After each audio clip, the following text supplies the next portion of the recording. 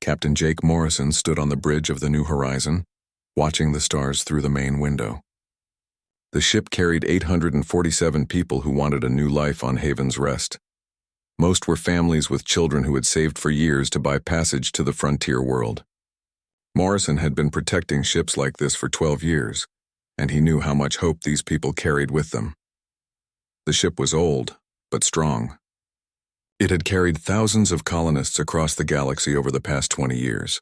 Morrison trusted the crew and the ship, but space was always dangerous. Pirates attacked cargo ships, and there were stories of alien raiders taking prisoners. Morrison had 4 security guards with him, including his best friend Carl Peterson, who had served with him in 3 different campaigns. Dr. Lisa Harper walked onto the bridge carrying her medical scanner. She was the ship's doctor and had been checking on the passengers. Many families had young children who got sick during the long journey. She was good at her job and the passengers trusted her. Morrison respected her because she always stayed calm during problems. "How are our people doing, Doctor?" Morrison asked without looking away from the stars. "The Walsh twins are running fevers, but nothing serious. Most families are handling the journey well. Sam Rodriguez has been helping me check on the older passengers. He knows the ship systems better than anyone, so he can spot problems before they get bad," she said. Sam Rodriguez was the chief engineer, and he had been working on ships for 15 years. He could fix almost anything, and the passengers liked him because he always had time to answer their questions about how the ship worked. Morrison was glad to have both Sam and Dr. Harper on this journey. The ship's computer made a soft sound that meant they needed to stop for maintenance. This was normal during long journeys. Ships had to check their systems and make repairs before continuing. Morrison ordered the crew to drop out of hyperspace near a small star system that had no planets. "All systems look good, Captain." Sam's voice came through the communication system. "We just need 2 hours to check the hyperspace drive and replace some power cells." Morrison nodded and told the passengers through the ship's speakers that they would be stopped for routine maintenance. Most passengers were used to these stops, and many took the time to stretch their legs in the common areas. But something was wrong. Morrison felt it before he saw it. His 12 years of military experience had taught him to trust his feelings when danger was near. He checked the sensor display and saw 3 large ships moving toward them at high speed. "Carl, get to the weapons room. Sam, I need you to prepare for emergency jump." Dr. Harper warned the passengers to get to the safe areas, Morrison said quickly. The 3 ships were much larger than the New Horizon, and their design was not human. Morrison had seen these ships before in intelligence reports. They belonged to the Vorth Empire. The Vorth were reptile creatures who had been expanding their territory by attacking weaker species and taking prisoners for slave labor. Carl Peterson ran to the weapons room with the other 3 guards. The New Horizon had some defensive weapons, but they were not strong enough to fight 3 Vorth warships. Morrison knew their only chance was to run, but the hyperspace drive needed more time to charge up. "Captain, they are sending us a message," the communications officer said. "Put it on the main screen," Morrison replied. A large reptile face appeared on the screen. Its skin was dark green with yellow eyes that looked cold and cruel. When it spoke, its voice was deep and harsh. "Human ship, you are now prisoners of the Vorth Empire. Shut down your engines and prepare to be boarded. Any resistance will result in death for all passengers." Morrison looked at the sensor display again. The Vorth ships had surrounded them and were charging their weapons. He had to make a choice: fight and probably get everyone killed, or surrender and hope some passengers might survive as prisoners. "Sam, how long until we can jump?" Morrison asked quietly. "At least 15 more minutes, Captain," came the reply. Morrison knew they did not have 15 minutes. The Vorth ships were already launching boarding pods toward the New Horizon. He made his decision. All security personnel prepare to repel boarders. All passengers move to the central safe areas immediately. "Sam, keep working on that hyperspace drive," Morrison ordered. The boarding pods hit the ship's hull with loud crashes. Morrison could hear the Vorth cutting through the outer doors with plasma torches. Carl and the other guards took positions in the main corridors with their rifles ready. The first Vorth soldiers came through the hull breach, wearing heavy armor and carrying energy weapons. They were bigger than humans and moved fast despite their size. Carl shot the first one, but its armor absorbed most of the damage. The Vorth soldier fired back, and Carl had to dive behind a support beam. Morrison grabbed his rifle and ran to help his men. The corridors filled with the sound of weapon fire and the smell of burned metal. The Vorth kept coming through more hull breaches. They had too many soldiers and better weapons. Captain, they have breached level 3. One of his guards reported through the communication system. Morrison saw Dr. Harper helping passengers move to the safe areas. She was calm and organized even with the battle happening around her. Sam was still working on the hyperspace drive, but Morrison could see more Vorth boarding pods coming toward the ship. Carl Peterson appeared next to Morrison, breathing hard. His uniform was torn and he had a cut on his forehead, but he was still fighting. "Jake, we cannot hold them much longer. They have us outnumbered 10-1, Carl said. Morrison knew his friend was right, but he had to protect the passengers.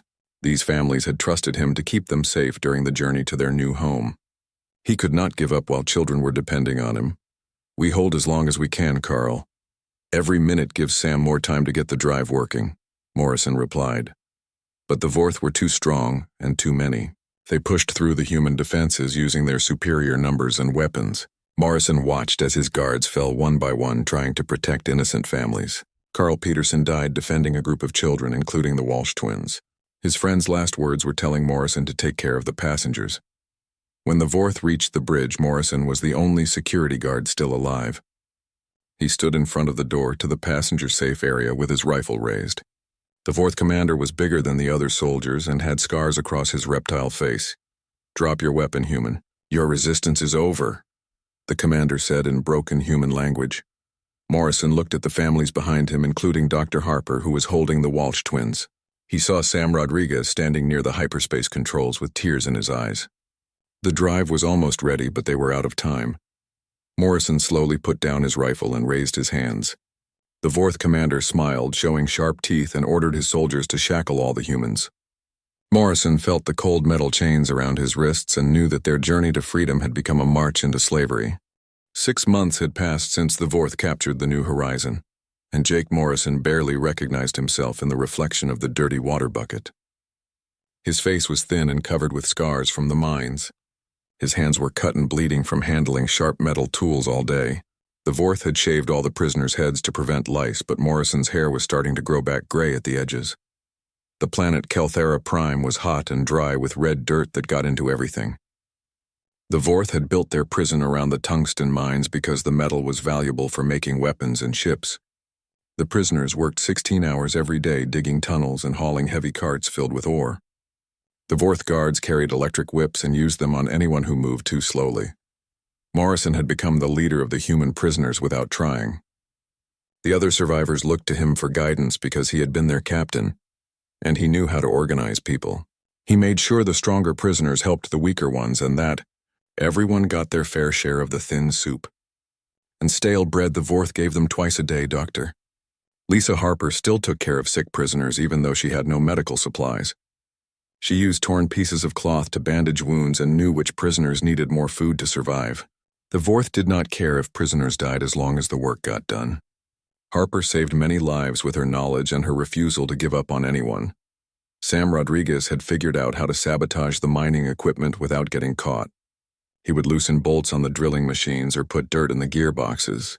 The breakdown slowed down the work and gave the prisoners more rest time. Sam was careful to make the problems look like normal. Wear and tear so the Vorth guards did not suspect. Sabotage. The Walsh twins Alex and Danny were now 9 years old, and they had grown thin and quiet during their time in the mines. Their parents had died when the Vorth boarded the New Horizon, and Morrison felt responsible for them. He gave them part of his food rations and made sure they stayed close to him during the dangerous work. The other prisoners helped watch over the children because they reminded everyone of what they were trying to survive for. Sector Commander Thex Kalar was in charge of the prison, and he hated Morrison. The commander was larger than most Vorth, with dark scales and yellow eyes that never showed mercy. He had noticed that Morrison was organizing the prisoners and making them work together. Thex Kalar wanted the humans to be broken and hopeless so they would be easier to control. Morrison learned that 800 prisoners had survived the capture, but only 600 were still alive after 6 months of hard labor. Some died from cave-ins when tunnel supports collapsed. Others died from diseases that spread quickly in the crowded sleeping areas. A few tried to escape, and the Vorth guards shot them as examples to the other prisoners. The sleeping area was a large metal building with no windows and barely enough space for everyone to lie down. The prisoners slept on thin mats that provided little protection from the cold metal floor. Morrison organized a system where people took turns sleeping near the walls where it was warmer and made sure the sick and elderly got the better sleeping spots. Food was always scarce, and the Vorth only gave the prisoners enough to keep them alive and working. Morrison counted the rations carefully and made sure everyone got their fair share. He often gave his own food to children or prisoners who were too weak to work. Dr. Harper worried that Morrison was making himself sick, but he said a leader had to take care of his people first. The work in the mines was dangerous and exhausting. Prisoners used hand tools to dig tunnels through hard rock while breathing dust that made them cough and gave them lung problems. The tunnels were dark except for small electric lights that barely showed the way. Cave-ins happened often, and prisoners were sometimes trapped under falling rocks with no way to escape. Morrison organized work teams so that experienced miners could teach the others how to spot dangerous areas and avoid accidents. He made sure that no one worked alone and that the teams looked out for each other. The Vorth guards did not care about safety and would punish prisoners who refused to enter unstable tunnels. Sam Rodriguez discovered that the Vorth were planning to expand the prison to hold 50,000 more human prisoners. He overheard guards talking about new ships arriving with captives from other human colonies that the Vorth had attacked. Morrison realized that the war between the Vorth Empire and the human worlds was getting worse, and more people would suffer the same fate as the New Horizon passengers. Dr. Harper had been secretly gathering information about the prison layout by talking to prisoners who worked in different areas. She learned that the main power plant was located near the administration building, and that the communication center was heavily guarded. Harper shared this information with Morrison because she knew he was planning something, even though he had not told anyone his ideas yet. The turning point came when Morrison was caught sharing his food rations with Alex and Danny Walsh. A Vorth guard saw him giving the Yai children extra bread and reported it to Sector Commander Thex Kalar. The commander was angry because sharing food was against prison rules, and he wanted to make an example that would stop other prisoners from helping each other.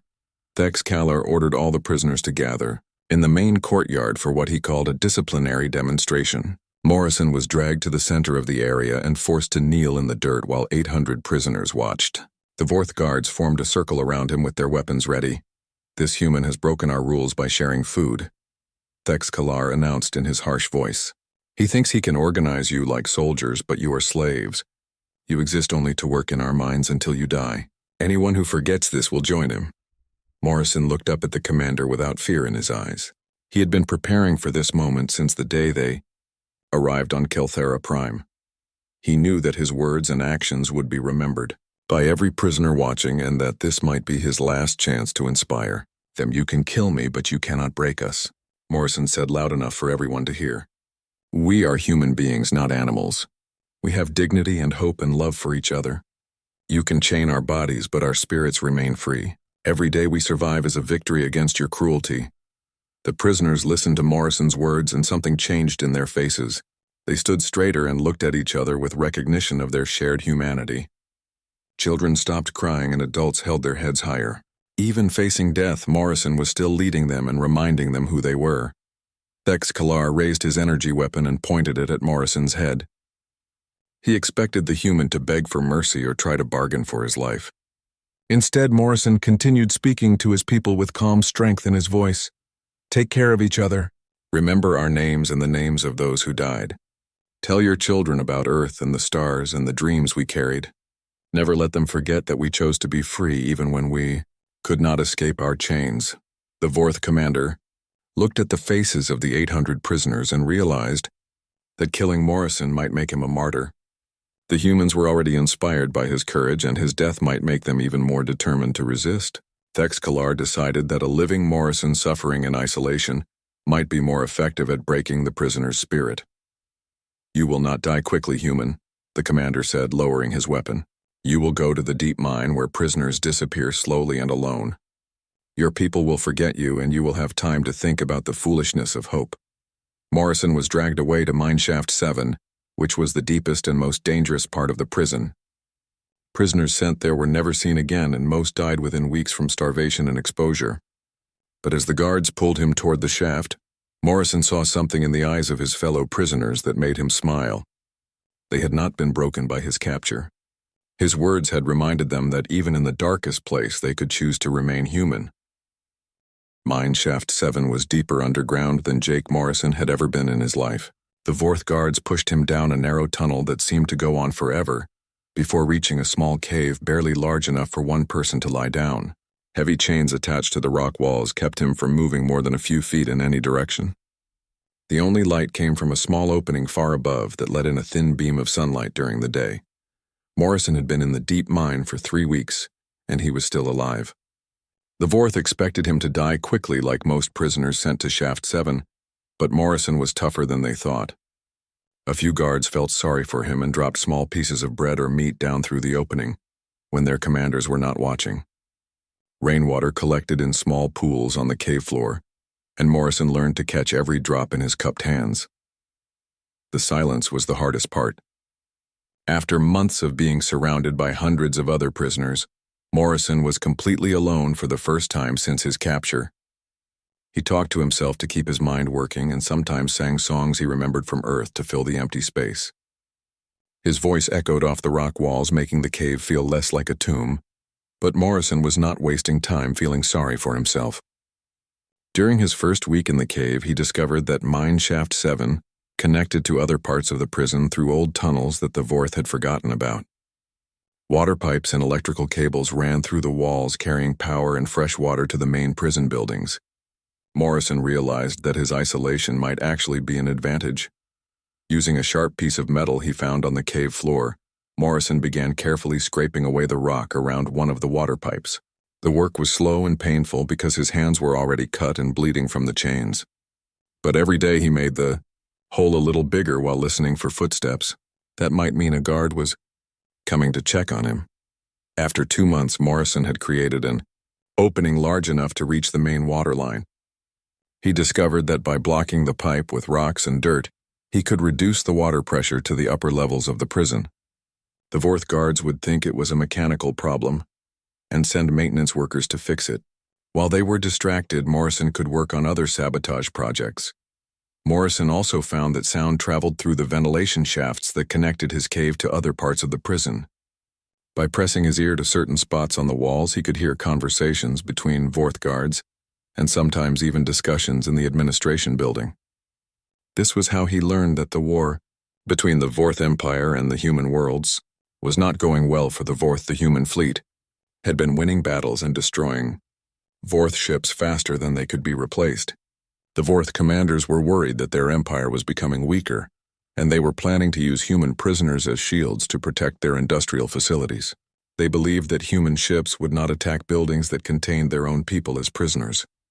Morrison heard Sector Commander Thex Kalar talking to other officers about moving prisoners to weapon factories and shipyards throughout Vorth space. The plan was to make it impossible for human forces to attack any important Vorth facility without killing their own people. Morrison knew this information was vital, and he had to find a way to get it to the other prisoners. By listening to more conversations, Morrison learned something else that surprised him. The Vorth had ancient laws about honor and personal combat that were still respected even by military commanders. These laws included something called Keth Valor, which was a ritual challenge that could not be refused if issued correctly. The challenged Vorth had to accept single combat with the winner, taking whatever prize was agreed upon beforehand. Morrison spent hours thinking about this information while he continued his sabotage work. He had weakened the water system and damaged several electrical cables that carried power to the prison's security systems. Small failures were happening throughout the facility, and the Vorth could not figure out why their equipment kept breaking down. Above ground, the other prisoners had not forgotten Morrison despite being separated from him for months. Dr. Lisa Harper had taken over his leadership role and was organizing the prisoners more carefully than before.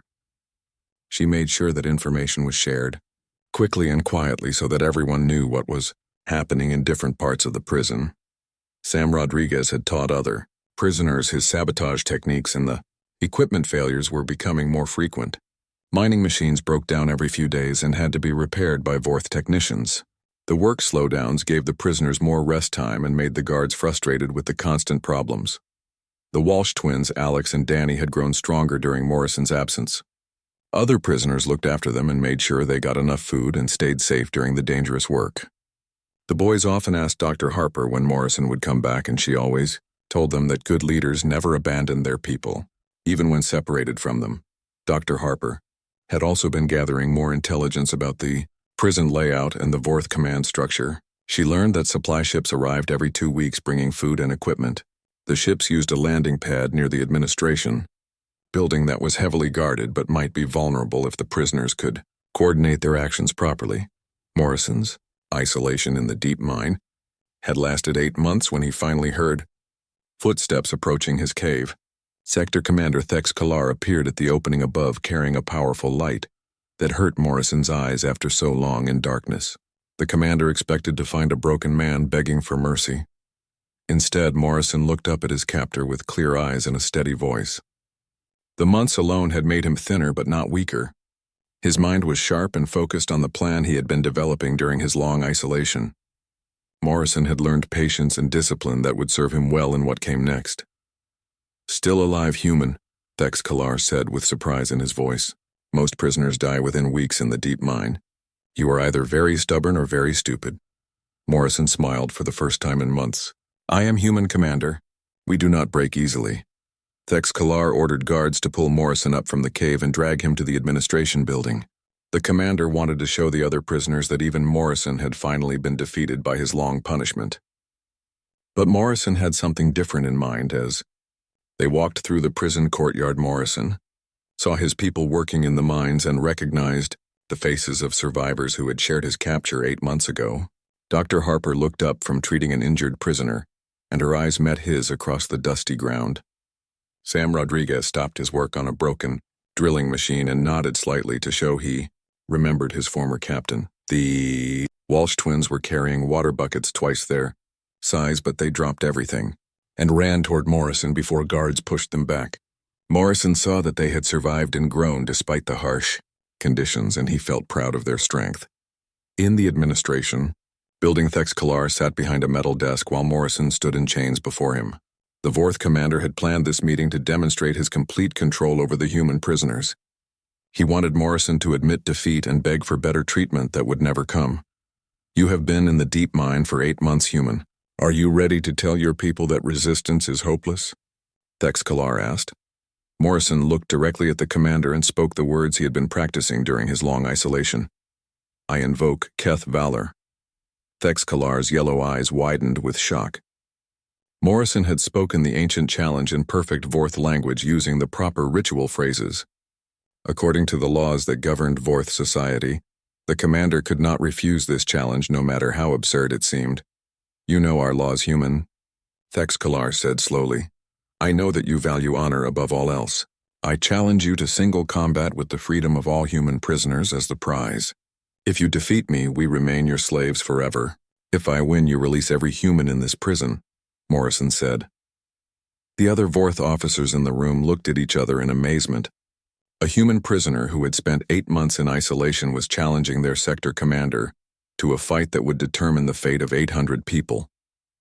The challenge was legally binding under ancient Vorth law, and Thex Kalar had no choice but to accept. Morrison had spent 8 months preparing for this moment. His time in the deep mine had taught him everything he needed to know about Vorth culture, honor, and combat traditions. Now he would fight for the freedom of every human on Kael'thera Prime. The arena was built in the center of the prison courtyard where all the prisoners and guards could watch the combat. Vorth law required that challenges of Keth Valor be witnessed by as many people as possible to ensure fairness and honor. Sector Commander Thex Kalar stood on one side wearing traditional combat armor while Jake Morrison waited on the other side with only the torn clothes he had worn for 8 months in the deep mine. Every human prisoner had been brought from the mines to watch the fight that would determine their fate. Dr. Lisa Harper stood with the Walsh twins, Alex and Danny, who held her hands tightly while staring at Morrison with wide eyes. Sam Rodriguez was positioned near other prisoners who understood that this moment would define whether they lived as slaves or died as free people. Morrison looked terrible after 8 months of isolation. His body was thin and covered with scars from his time chained in the cave. His hands were cut and bleeding from the rough work he had done to sabotage the prison systems. but his eyes were clear and focused on the task ahead. The months alone had taught him patience and given him time to study everything he had learned about Vorth culture and combat methods. Thex Kalar was confident he would win easily. Morrison was obviously weak from his punishment, and the commander was a trained warrior in peak physical condition. The Vorth had natural armor plating under their scales and superior strength that should make this fight very short. Other Vorth officers were amused by what they saw as a desperate human suicide attempt. But Morrison had advantages that his enemies could not see. His months in the deep mine had forced him to function on minimal food and water, which had pushed his endurance beyond normal human limits. More importantly, he had spent countless hours listening to Vorth conversations through the ventilation shafts and studying their military training methods from captured materials that Sam Rodriguez had smuggled to him before his isolation. The rules of Keth Valor allowed each fighter to choose weapons from a traditional selection. Thex Kalar selected heavy-bladed gauntlets that could cut through metal and were perfectly designed for his large hands and fighting style.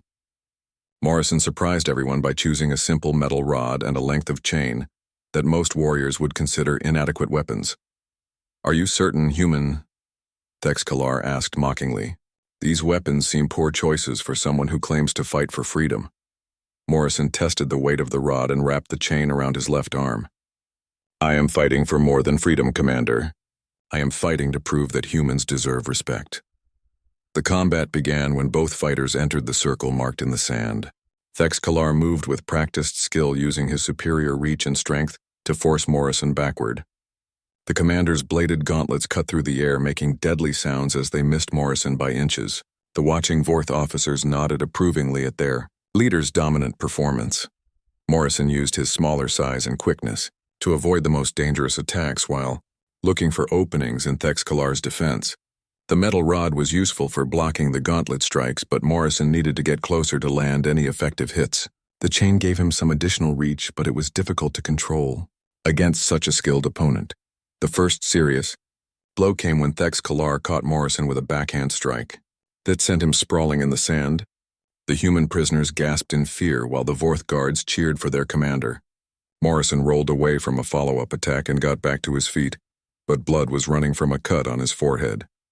"Stay down, human," Thex Kalar called out. "You have shown courage, but this fight is over." Morrison wiped the blood from his eyes and raised his weapons again. "I do not stay down, Commander. That is what makes us human." The fight continued, with Thex Kalar pressing his advantages while Morrison looked for ways to overcome his opponent's superior strength and armor. Morrison had studied Vorth anatomy during his isolation, and he knew that their natural armor had weak spots at the joints and around the neck area. But getting close enough to target these areas meant accepting serious damage from the deadly gauntlets. Morrison was driven to his knees 3 times during the battle, but each time he forced himself back up to continue fighting. The watching prisoners saw their former captain refusing to surrender, despite being obviously outmatched. His determination reminded them of his speech months ago when he had told them that their spirits could remain free even when their bodies were chained. Dr. Harper watched Morrison struggle against the much larger opponent and realized that he was not just fighting to win. He was demonstrating the human refusal to give up that had kept them alive during 8 months of brutal imprisonment. Every time Morrison got back up, he was showing both humans and Vorth that some things were worth fighting, for even when victory seemed impossible. Thex Kalar began to understand that this fight was about more than just physical combat. The human prisoner was proving something to the watching crowd about dignity and determination that went beyond winning or losing. Morrison's refusal to stay down was making the Vorth guards uncomfortable because it challenged their belief that humans were weak creatures who could be easily broken. The turning point came when Morrison realized he needed to change his strategy completely. Instead of trying to match Thex Kalar's strength, he would use the commander's aggression against him. Morrison deliberately left himself open to attack while positioning the chain in a way that would trap his opponent's weapon. Thex Kalar saw the apparent opening and moved in for what should have been the finishing blow. But Morrison had planned this moment carefully. As the commander struck with his right gauntlet, Morrison caught the weapon with his chain while driving the metal rod toward the weak spot he had identified at the base of Thex Kalar's neck. The move required Morrison to accept a serious wound from the left gauntlet, but it gave him the only chance he would have to land a decisive hit. The metal rod found its mark and penetrated the gap in the natural armor. Thex Kalar made a surprised sound and staggered backward with the rod buried deep in his neck. Morrison collapsed from the damage he had taken during the exchange. His left arm was cut badly and he was losing blood from multiple wounds. But Thex Kalar was also falling as the metal rod damaged vital areas that even Vorth armor could not protect. The commander tried to pull out the weapon, but the effort only made his injury worse. Both fighters were on the ground, but Morrison had dealt the fatal blow. Thex Kalar's yellow eyes looked at Morrison with something that might have been respect before they closed forever. The human prisoner had won the challenge through courage and sacrifice, rather than superior strength or skill. The Vorth guards stood in shocked silence while the human prisoners began to realize what had happened. Morrison had defeated their commander in fair combat, which meant that all humans would be freed according to the ancient laws. But Morrison himself appeared to be dying from his wounds and might not live to see the freedom he had won for his people. Dr. Harper pushed through the crowd and knelt beside Morrison to examine his injuries. His pulse was weak and he had lost a lot of blood, but she thought he might survive with proper medical attention. Morrison's eyes opened and he looked up at the doctor with a slight smile. "Did we win?" he whispered. "Yes, Captain," Dr. Harper replied. "You won our freedom." Morrison closed his eyes and appeared to stop breathing. Dr. Harper checked for vital signs and announced to the crowd that their leader had died winning their freedom. The human prisoners began to cry while the Vorth officers argued about whether they had to honor the challenge results now that both fighters were dead. But Morrison was not actually dead. Dr. Harper had learned during her months of treating injured prisoners that sometimes the appearance of death could protect someone who was critically wounded. She had medical knowledge that let her slow Morrison's heart rate and breathing to levels that would fool casual observation. It was a desperate technique, but it might keep him alive long, enough for her to provide real treatment. The Vorth were bound by their ancient laws to free all human prisoners since Morrison had won the Keth Valor Challenge, but they were reluctant to release 800 slaves who represented valuable labor for their mining operation. The death of their sector commander had also created confusion about who was in charge of implementing the challenge results. Harper knew that Morrison's apparent sacrifice had given the prisoners something more valuable than just legal freedom. His willingness to fight against impossible odds had inspired every human watching to believe that they could overcome any obstacle through determination and mutual support. Even if the Vorth tried to break their word, the prisoners would find ways to claim the freedom Morrison had won for them. Dr. Lisa Harper worked through the night, treating Jake Morrison's wounds in secret while the Vorth officers argued about the challenge results. She had hidden him in an abandoned storage room where other prisoners could help guard the entrance. Morrison was badly injured but alive, and Harper used every medical technique she knew to keep him breathing while his body fought to heal itself. The other human prisoners were ready to fight for their freedom even without Morrison leading them. Sam Rodriguez had completed the communications equipment he had been building in secret for months, using parts stolen from broken mining machines. The device was hidden in Mineshaft 7, where Morrison had spent 8 months in isolation, and it was powerful enough to send a signal beyond the planet's atmosphere.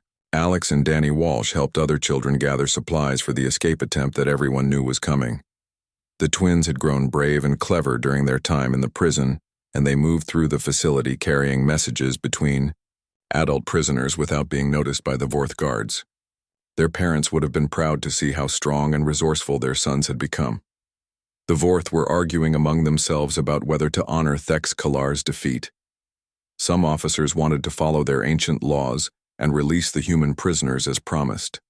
Others claimed that Morrison's death had ended the challenge agreement, and the humans should remain slaves. The confusion gave the prisoners time to prepare for whatever came next. On the second day after the combat, Sam Rodriguez activated his hidden transmitter and began sending emergency signals toward the human territories.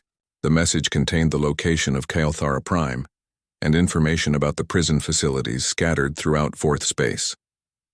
Rodriguez had learned that thousands of human prisoners were being held on dozens of worlds, and this intelligence would be vital for any rescue operation. The signal was received by a Terran Federation patrol ship 3 days later and immediately forwarded to fleet headquarters. Admiral Susan Blake had been searching for missing colonists from ships like the New Horizon, and the message gave her the first solid information about where the captured humans were being held. She began planning a massive rescue operation involving multiple fleets and hundreds of ships. Meanwhile, on Kelthara Prime, the Vorth had decided to ignore their ancient laws and keep the human prisoners despite Morrison's victory. They moved additional guards into the prison and announced that anyone who tried to escape would be shot immediately. The new sector commander was even crueler than Thex Kalar and wanted to make the humans pay for their leader's defiance. But Morrison had taught the prisoners that their dignity was worth fighting for, even when victory seemed impossible. The months of working together and protecting each other had created bonds stronger than the chains that held them. When the Vorth increased security, the humans increased their resistance using every method Morrison and his team had developed during their imprisonment. Dr. Harper revealed that Morrison was still alive during a secret meeting with the prisoner leaders. His survival gave everyone hope and proved that their sacrifice and planning had been worthwhile. Morrison was still too weak to lead, but his presence reminded the prisoners that they had already proven their worth by surviving 8 months of brutal treatment without losing their humanity. The rescue fleet arrived in the Kelthara system 1 week after receiving Sam Rodriguez's transmission. Admiral Blake commanded 40 warships carrying elite Marines trained for prisoner rescue operations. The Vorth garrison was caught completely by surprise when human ships appeared in orbit and began demanding the immediate release of all prisoners. The battle for Kelthara Prime was short but intense. Vorth defensive positions were overwhelmed by superior human tactics and equipment, while Marine landing craft headed for the prison facility. Admiral Blake had ordered her forces to be careful about civilian casualties, but the Marines were authorized to use whatever force was necessary to free the prisoners. Morrison was awake when the first human soldiers broke through the prison walls. Dr. Harper helped him walk to the courtyard where 800 prisoners were cheering at the sight of Terran Federation uniforms. The Walsh twins ran to Morrison and hugged him carefully because they could see he was still healing from his wounds. "Captain Morrison," the Marine lieutenant said with a salute. "Admiral Blake sends her compliments and thanks you for the intelligence that made this rescue possible." Morrison looked around at his fellow prisoners who were finally free after 8 months of slavery.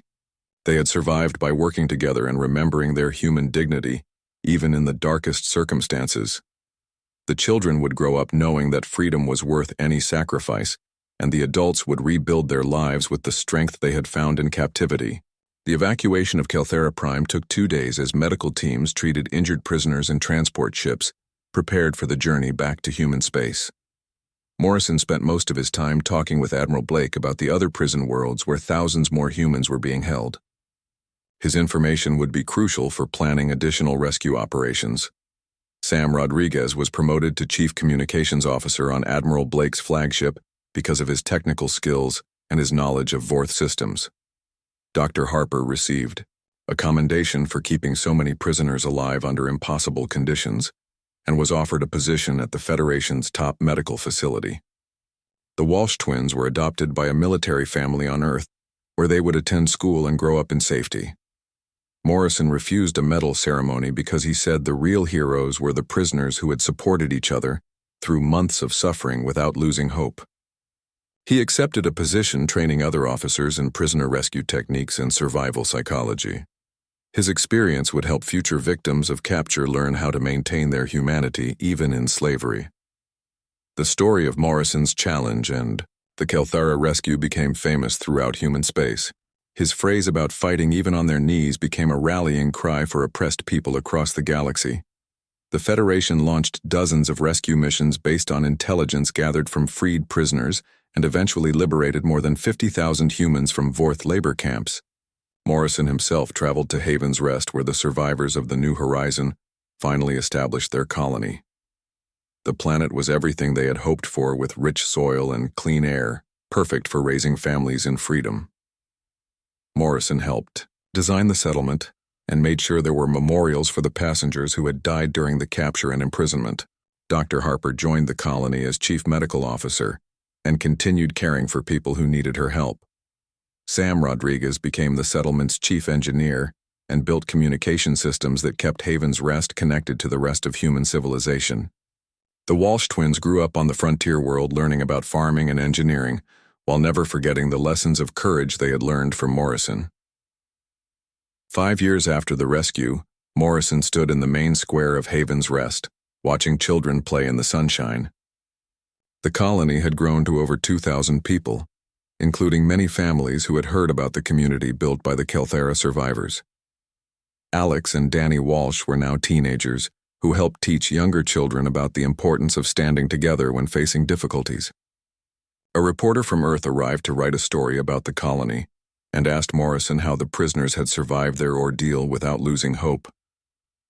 Morrison watched the children playing and thought about all the people who had died to protect others during their months of slavery. "We remembered who we are," Morrison said simply. "Humans do not break easily when we work together. Sometimes that is enough to change the galaxy." The reporter wanted more details, but Morrison walked away to help Dr. Harper in the medical clinic, where she was treating farmers injured in accidents.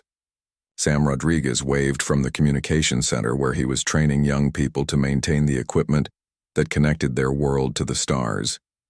The survivors had found peace, but they had not forgotten the price of freedom or their responsibility to help others who were still fighting for their dignity.